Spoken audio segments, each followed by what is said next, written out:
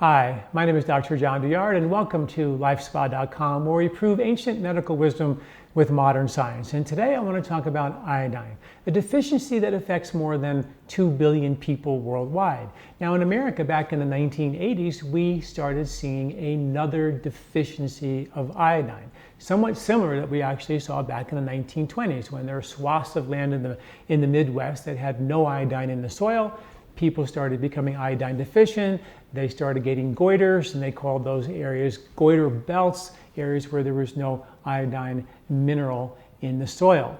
Well, in 1980, they took iodine out of the meat and dairy industry to clean the equipment, although some companies are still using iodine today, which is a good thing.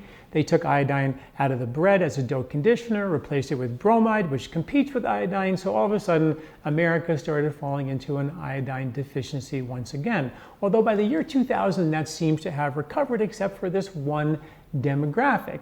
And this one demographic, we're also seeing a increased incidence in breast cancer in younger women, which is not the trend with older women. It's either going up a little bit or stabilizing, but now we're seeing a significant increase in younger women, the one demographic that seems to be still deficient in iodine.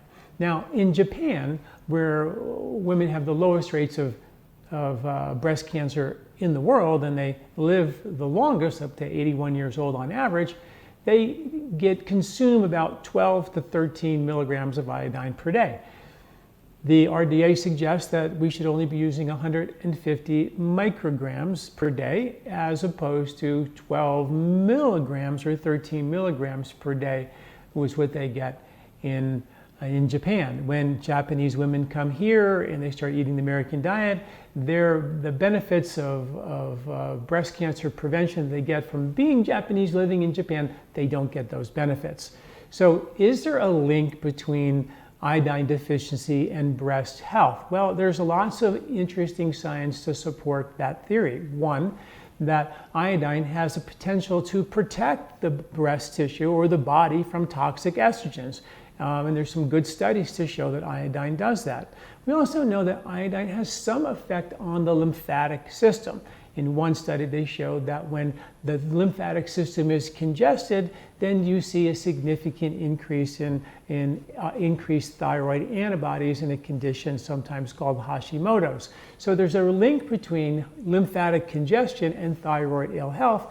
One of the major concerns with breast health in a predisposition condition to breast cancer is fibrocystic breast disease, where the body starts to lay down fibrous tissue. Now, from the Ayurvedic perspective, the only reason why the body would ever lay down fibrous tissue is because it didn't get good blood in or wasn't able to get its waste out. For example, it's much like crabgrass. You don't water your lawn, you get crabgrass. It's green, but it's tough and it's hard, and it can endure a drought. In a similar way, when the body doesn't get good blood in or can't get its waste out, the tissues start to not be able to get adequate blood to make the nice soft grass. They start to lay down fibrous tissue, which is a tissue that doesn't require a lot of blood supply. So when the body is not getting good circulation, it lays down this tough fibrous scar tissue, and that's what can build up in the breast tissue. Well, the breast is one of the highest concentrations of iodine in the body. When women are nursing, there's more iodine in your breast tissue than there is in your thyroid. Even though iodine is in every cell of your body, it's very, very important for the breast tissue and breast health. That iodine goes into the baby. It supports mental function and cognitive development. So it's very, very important that women are significantly optimized with iodine, and this demographic is suggesting that and their children are the one demographic that are still low in iodine. A lot of experts believe that the amount of iodine, the RDA of 150 micrograms, is dramatically lower than it should be. Some researchers believe it should be hundreds of times more, like the Japanese people. However, they also ingest a lot of soy products, which are thyroid hormone suppressors.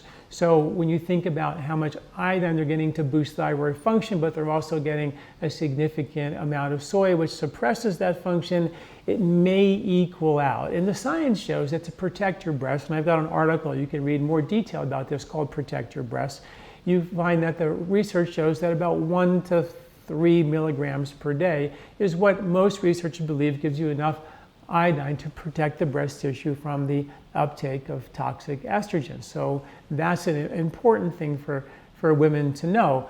We have a product called Iodine HP, which is about 12.5 milligrams of iodide and iodine combined, which is also very important when you look at iodine supplementation, because some cells uptake iodine, some cells in your body uptake iodide, so you really do need both.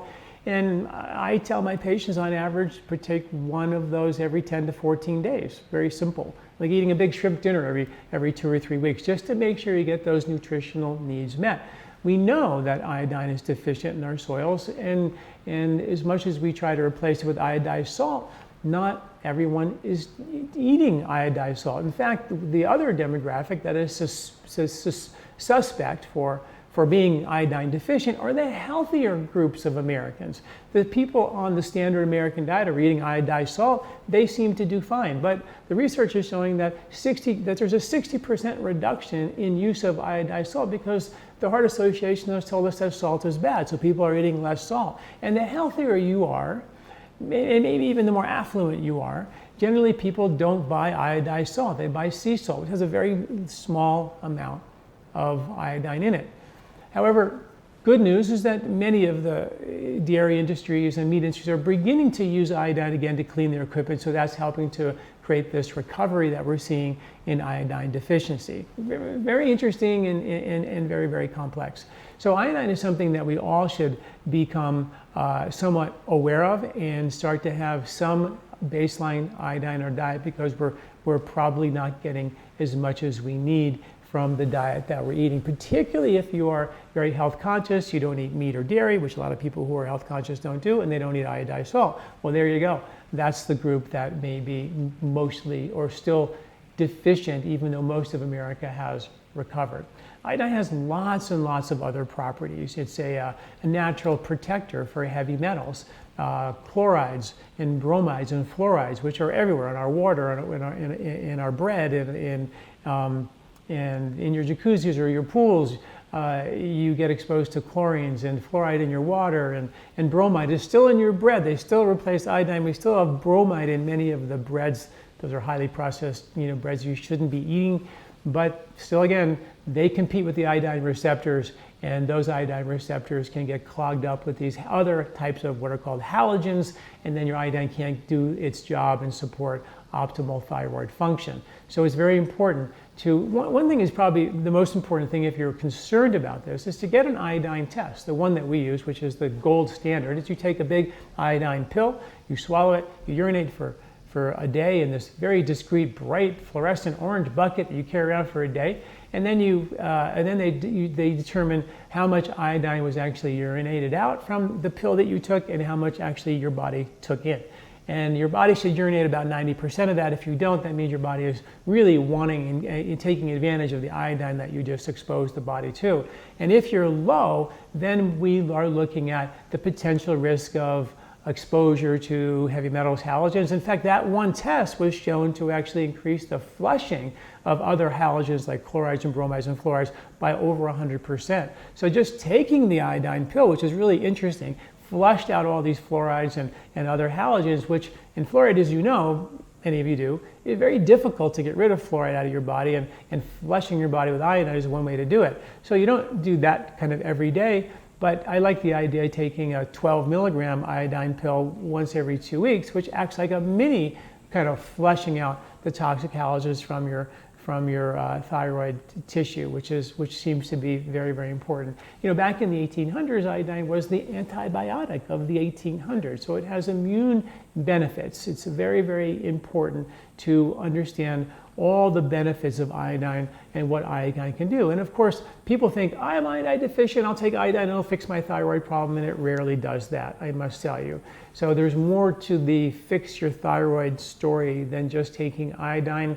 That rarely resolves that problem unless you're really grossly deficient. But it is a piece of the puzzle. It flushes out the toxic halogens, it supports the thyroid with the iodine that it does desperately need, but it also gives you all types of protection from a toxic environment. Protects you from radiation, heavy metals, and environmental pollutants. And the thyroid gland is the most vulnerable organ of your body, susceptible to toxic halogens and heavy metals. So it's very, very important that you have adequate iodine to give you that type of protection, which is why some researchers say that the 150 micrograms of iodine in the RDA is dramatically lower than it really should be. I am not a believer of taking 12 milligrams of iodine per day. I think that is way too much, but I think the research is pointing to somewhere between 1 and 3 milligrams per day is an adequate amount to give you protection of the toxic estrogens that are in our environment everywhere, and to give you good, healthy thyroid support. So please take a look at this really comprehensive article that I've written about iodine deficiency, and all the science is there. You can look at all the results in the science about what iodine does, what does thyroid deficiency or hypothyroid kind of symptoms look like, how you can get your iodine levels tested, and all that really important information. Thanks for listening. I'm Dr. John Douillard. Hi, did you like this video? Do you like our content here at LifeSpa?